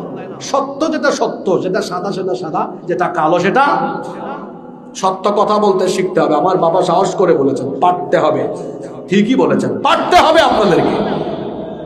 ওই লোক বলেছে, আপনি বলেন কোথায় পাইছেন? ওমর ফারুক রাদিয়াল্লাহু আনহু কি জবাবে বলছেন, এই সিপাহী কোথায়, আরে ধরো জেলখানায় বড়, এত বড় সাহস, এই কথা বলছেন? তিনি বলছেন এই প্রশ্নের জবাব দিবে আমার ছেলে আব্দুল্লাহ। তিনি বললেন, আমার আব্বার তো এক টুকরা হয় না, এই জন্য আমার টুকরাও দিয়েছি, 2 টুকরা জোড়া দিয়ে আপনার। সুবহানাল্লাহ, সুবহানাল্লাহ।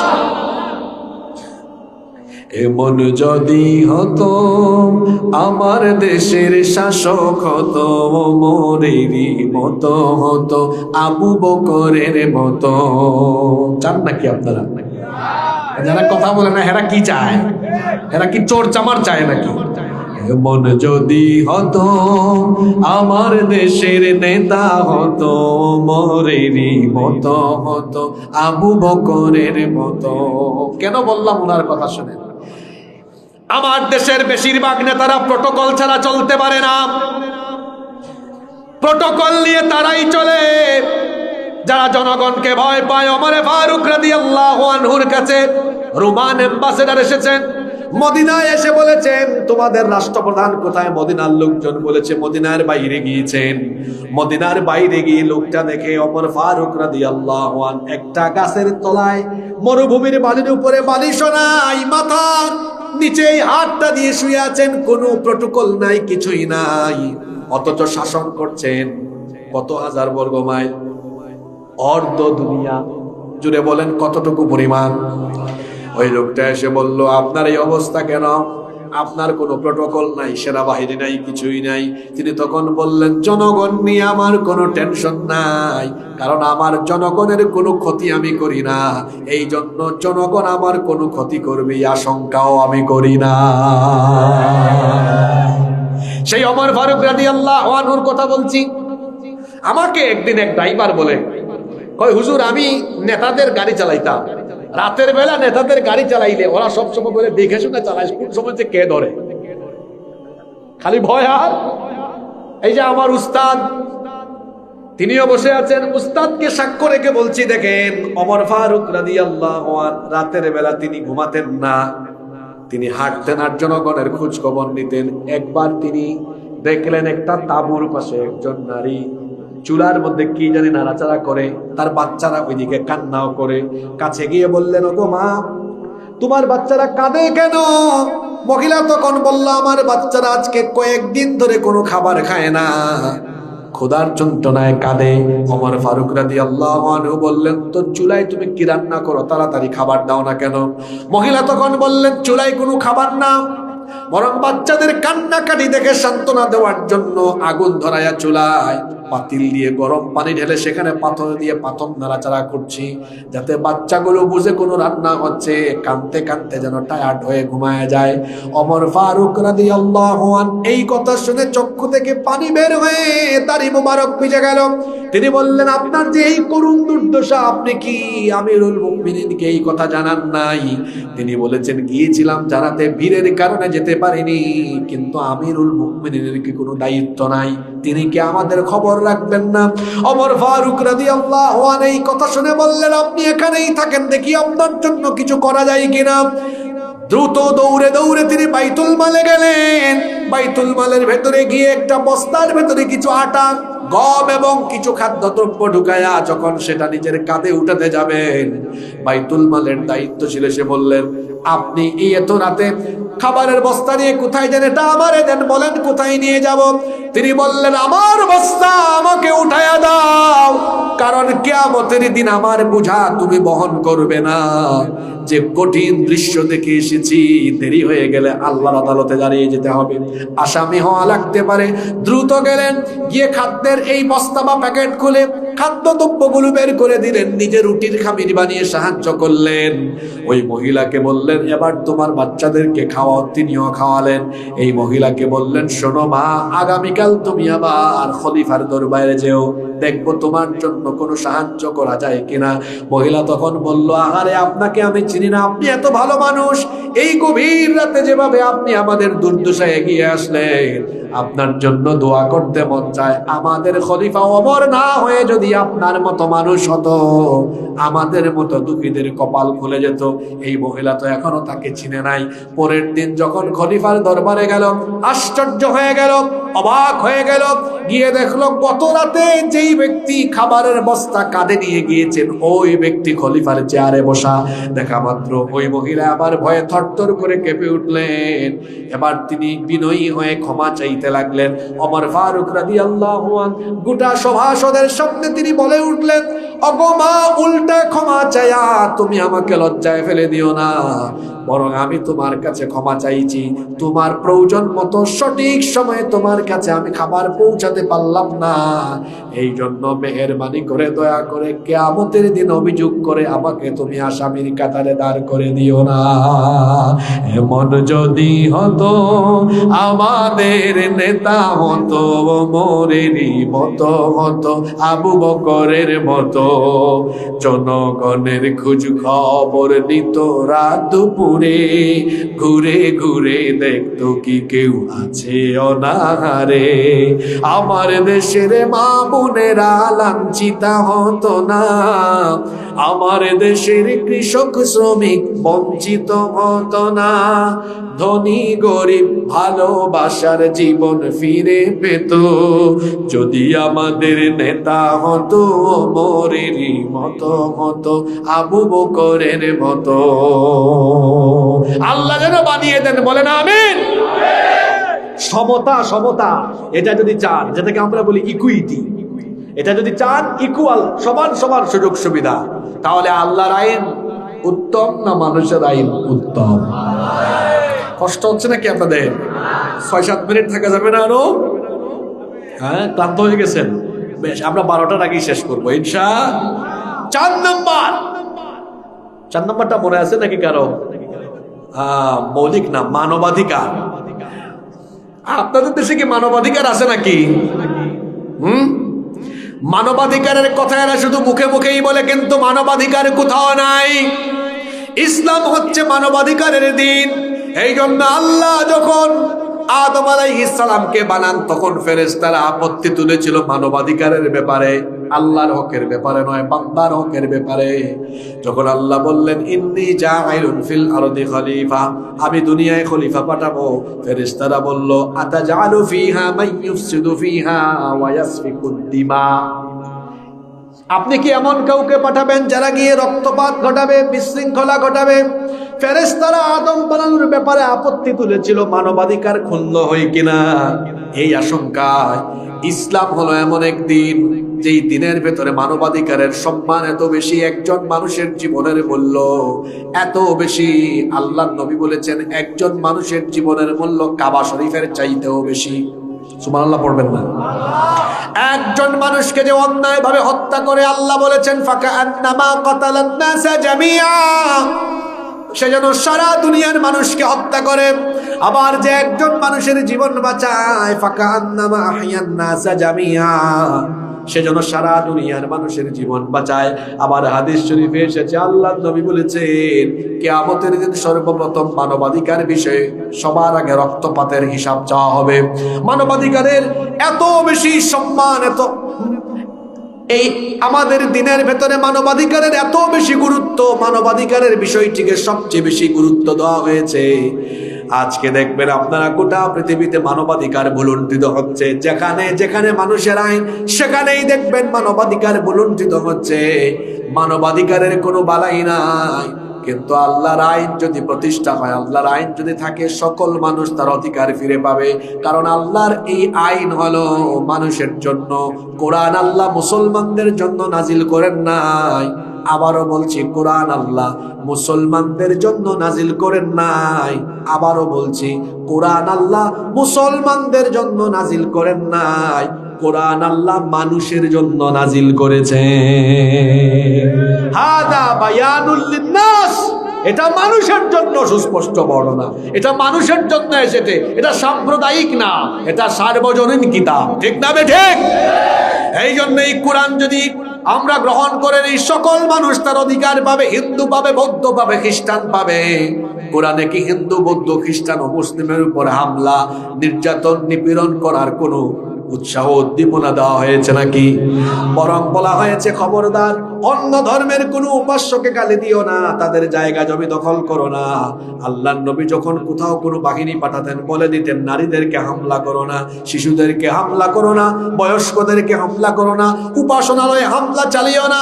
তাহলে যেই দিন ইসলাম এবং যেই কিতাবের ভেতরে এমন সুন্দর দীক্ষা আছে, সেই ইসলাম যদি কায়েম হয়, কোরআনের আইন যদি প্রতিষ্ঠা হয়, তাহলে অমুসলিমরা, অন্যান্য ধর্মের লোকেরা অধিকার পাবে কি পাবে না? তাদের বাড়ি ঘর, তাদের জায়গা জমি, তাদের উপাসনালয় কোনো কিছু অরক্ষিত থাকবে না।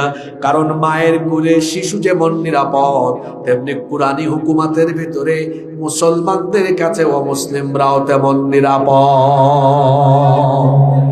সুতরাং কোরআন প্রতিষ্ঠা হলে হিন্দু, বৌদ্ধ, খ্রিস্টান কারো কোনো ক্ষতি নাই, সবাই তার অধিকার পাবে। এই দেশে কি আমরা কখনো হিন্দু, বৌদ্ধ, খ্রিস্টান, অমুসলিমদের বাড়িঘর দখল করেছি? আপনারা ভবিষ্যতে করবেন নাকি? এই শিক্ষা কি ইসলাম দেয়? এটা কি কোরআন আমাদেরকে শেখায়? না।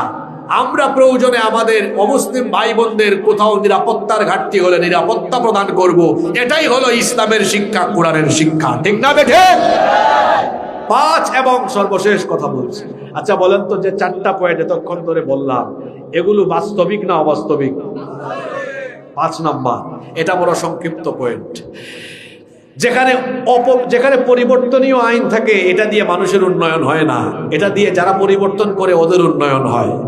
আপনাদের দেশে কিন্তু আগামী ফেব্রুয়ারি মাসে ইলেকশন হবে। এটা কয় নাম্বার ইলেকশন? কত নাম্বার? 13 নাম্বার, ত্রয়োদশ। তার মানে এ পর্যন্ত হয়েছে কয়টা? 12টা ইলেকশন হয়ে 12 বার দল গঠন করে এই পর্যন্ত 71 থেকে 25 পর্যন্ত আপনাদের দেশের সংবিধান সংশোধন হয়েছে কয়বার? 17 বার। কয়বার? তার মানে যারা যখনই আসছে তারাই একবার করে না, কেউ কেউ আবার একাধিকবার। হার আপনারা বুঝতেছেন আমার কথা? ইলেকশন হয়েছে কয়টা? আর দেশের সংবিধান যেটা দিয়ে রাষ্ট্র পরিচালনা হয়, ওইটা পরিবর্তন হয়েছে কয়বার? 17 বার। তাইলে 12 বারে 12 বার হয় নাই, কয়বার হয়েছে? আরো 5 বার বেশি। তার মানে কেউ কেউ একাধিকবার, 2 বার 3 বারও করছে। আচ্ছা আপনারা বলেন তো, আপনাদের কমন সেন্স কি বলে? যে যখন আইন পরিবর্তন করে সে কি আগে জনগণের কথা ভাবে না নিজের কথা ভাবে? বুদ্ধিমান মানুষ আপনারা। আগে কার কথা ভাবে? আমার চেয়ার 41 সাল পর্যন্ত থাকে কিনা এটা আমি আগে দেখে তারপর সংশোধনীতে হাত দিব। কথা বুঝতেছেন? ইউনূস সাহেব গেলে সামনে যারা আসবে এরাও আবার সংশোধন করবে, ভবিষ্যৎবাণী করে যায়। আমি বাঁচলে বা মরলে এগুলা মিলাবেন আপনারা, এগুলা তো ইন্টারনেটে থাকবে কথা।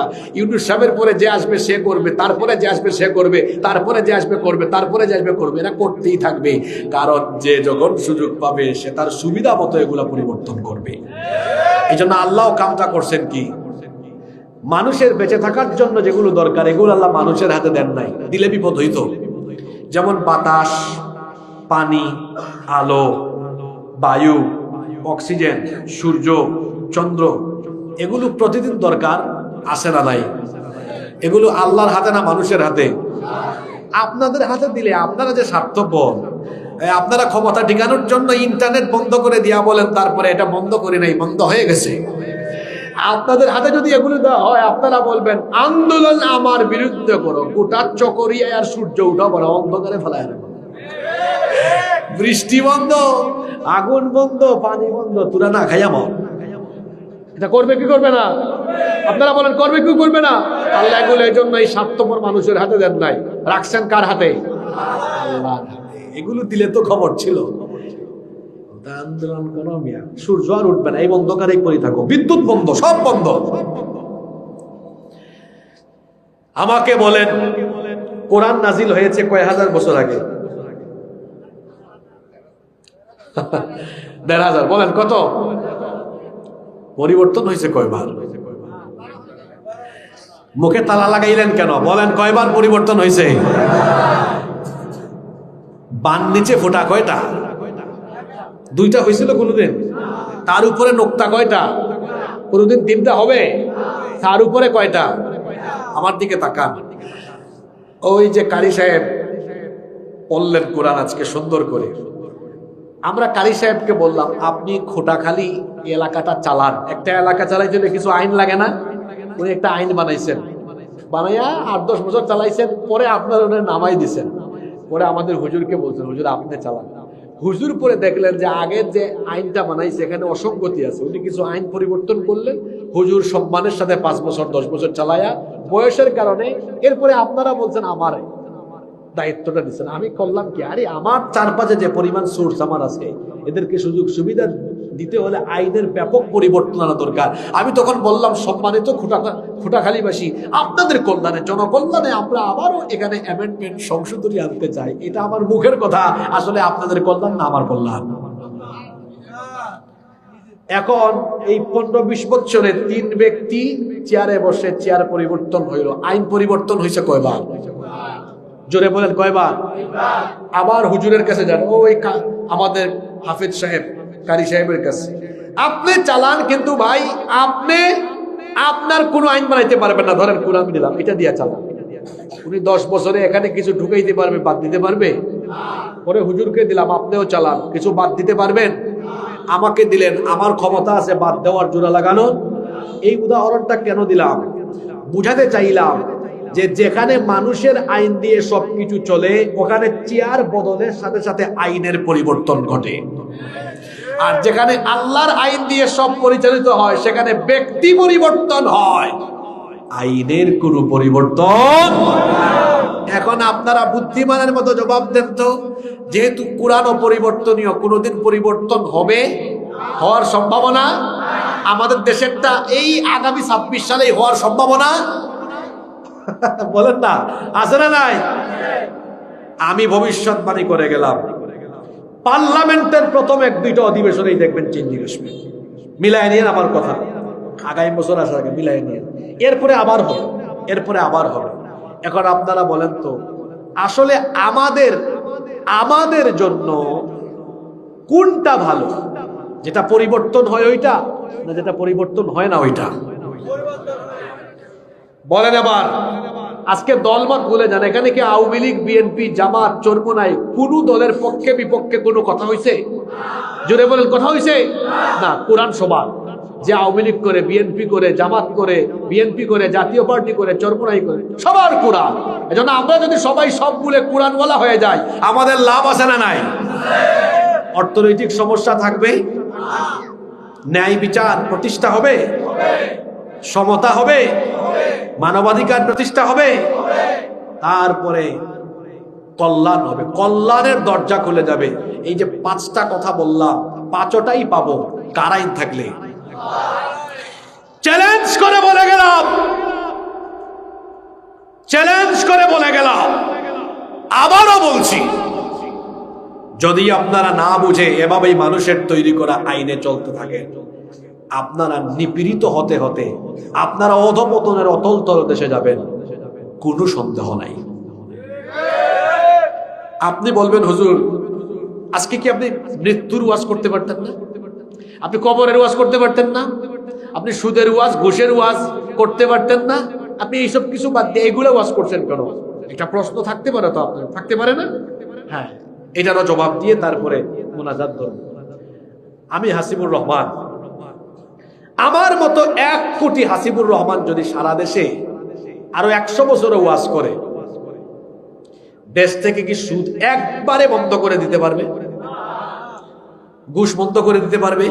ওই যে আমলারা বলছিলাম আপনাদেরকে খালি ঘুরায়, ওয়াজ কইরা বন্ধ করে দিতে পারবে? আপনারাই বলছেন পারবে। কিন্তু আমার মতো 1 কোটি না, 151 জন লোক যখন পার্লামেন্টে ঢুকে বলবে সুদ বন্ধ, স্পিকার বলবেন হা জয়যুক্ত হয়েছে, ঘুষ বন্ধ, আমলাতান্ত্রিক জটিলতা বন্ধ, দেখা যাবে 1 কোটি ওয়াজ দিয়ে যা হয় না, 151 জনের মুখের কথায় সেটা সাথে সাথে বন্ধ হয়ে গিয়েছে। এজন্য বুঝছেন কেন এই কথাগুলো বলে গিয়েছি? সবকিছু ওয়াজ দিয়ে হয় না, কিছু জিনিস পাওয়ার দেয়া হয়, কিছু জিনিস কি দিয়ে হয়? যদি ওয়াজ দিয়ে হইতো তাহলে আল্লাহ নবী 63 বছর খালি ওয়াজই করতেন। আল্লাহ নবীর জীবনগুলো দেখেন, আপনারা জীবনটা দেখেন, 40 বছর দাওয়াত দেন নাই কাউকে, নিরিবিলি সবার সাথে উঠা বসা চলাফেরা। 40 থেকে 13 বছর দাওয়াত দিয়েছেন আর সমালোচিত হয়েছেন, যেভাবে আপনারা আমাদের সমালোচনা করেন। আমরা যাওয়ার পরে বলেন হুজুরটা বেশি রাজনীতি করে ফেলেছে, এইটা ওইটা বলছে। এটা নতুন না, আপনারা বলবেন আমরাও জানি। আমাদের নবীজি যখন দাওয়াত দিয়েছেন কাফেররা বলেছে মুহাম্মদ, আমরা বলি সাল্লাল্লাহু, পাগল হয়ে গিয়েছে, জাদুকর, মিথ্যাবাদী, গণক হয়ে গিয়েছে, নাউজুবিল্লাহ। আল্লাহ নবী দাওয়াত থামিয়েছেন, আমরাও থামাবো না, আমরা সত্য কথাগুলো বলবো। 13 বছর বহু ওয়াজ নসিহত করছেন, মানুষ তৈরি করছেন। দুনিয়া থেকে যাওয়ার আগের 10টা বছর রাষ্ট্র পরিচালনা করে দেখায় গেছেন, আমি শুধু জীবনে ওয়াজ করি নাই, মানুষকে জান্নাত জাহান্নাম বুঝাই নাই, নামাজ আদায় করতে হবে, ভালো মানুষ হইতে হবে, ওয়াজ নসিহত করে বুঝাই নাই। এর পাশাপাশি 10টা বছর আল্লাহর আইন দিয়ে রাষ্ট্র পরিচালনা করে উম্মতের জন্য শিক্ষা রেখে গিয়েছি, ঠিক না ঠিক?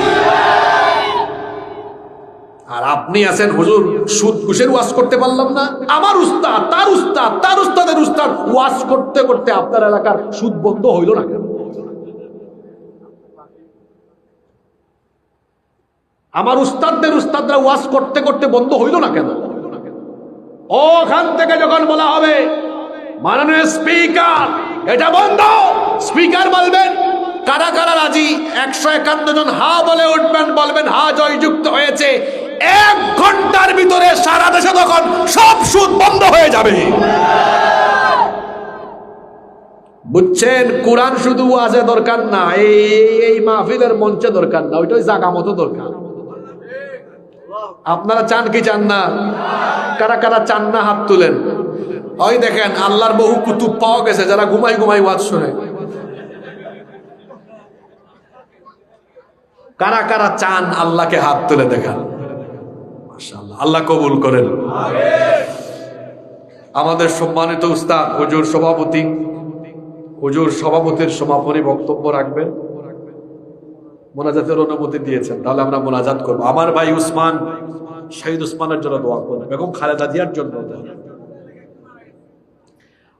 এই এলাকায় একজন কে মারা গেছে, পুরুষ, ডাক্তার আফসার সাহেব, ওনার জন্য দোয়া করবো। আমার ভাইরা যারা আয়োজন করেছেন সমাজ কল্যাণ পরিষদ, তাদের জন্য দোয়া হবে, এলাকাবাসীর জন্য, সবার জন্য দোয়া হবে ইনশাআল্লাহ। আমার কথা কি আপনারা কষ্ট পাইছেন? আমি 30 সেকেন্ডে একটা কথা বলি। আপনারা বিভিন্ন দলের মানুষ মাহফিলে আসেন, আমরাও জানি, কখনো দলীয় দৃষ্টিকোণে কথা শুনবেন না, তাহলে হেদায়েত পাবেন না। আমি কি আজকে কোন দলকে ভোট দিতে বলছি? কোন দলের নাম নিয়েছি? ওই বক্তৃতা রেকর্ড আছে, একটা দলের নামও নেই নাই, শুধু একবার তারেক রহমান সাহেবের নাম নিয়েছি না, ওনার পক্ষেও বলছি এটা, উনি তো এই সুযোগ সুবিধা পাবেন, আমি বলছি এই সুবিধা সবার পাওয়া দরকার। এছাড়া আজকের আলোচনায় কোনো দলের নাম নেই নাই, কাউকে ভোট দিবেন না এটাও বলে নাই। আমি শুধু বলেছি আপনারা সবাই কিন্তু মুসলমান, যে যে দল করেন ভাই বলেন তো কবরে দলের পরিচয় না ধর্মের পরিচয়? তাহলে কবরে যদি ধর্মের পরিচয় হয়, তাহলে কবরে যাওয়ার আগে জীবন হবে দল ভিত্তিক না ধর্ম ভিত্তিক? আর কেমনে বুঝাইতাম? আমাদের জীবন হবে দল ভিত্তিক না ধর্ম ভিত্তিক? দল আগে না ধর্ম আগে? বলেন দল আগে না ধর্ম আগে? ধর্ম আগে। কবরে বলবে না কিরে তুই কোন পার্টির লোক, বলবে কিরে মান রাব্বুকা মা দীনুকা ওয়া মান নাবিয়্যুকা আও মা হাযার রাজুল আল্লাযী বুইসা ফীকুম। এই তিনটাই তো মৌলিক প্রশ্ন, ঠিক না? দলের পরিচয় না, সবগুলাই ধর্মীয়। কি তাহলে আমাদের জীবন হবে দল ভিত্তিক না ধর্ম ভিত্তিক? বলেন দল ভিত্তিক না ধর্ম ভিত্তিক? এই সবকটা নিয়ে যান, সবাই বলেন জীবন হবে দল ভিত্তিক না ধর্ম ভিত্তিক? ধর্ম ভিত্তিক জীবন হবে। আল্লাহ বুঝার তৌফিক দেন।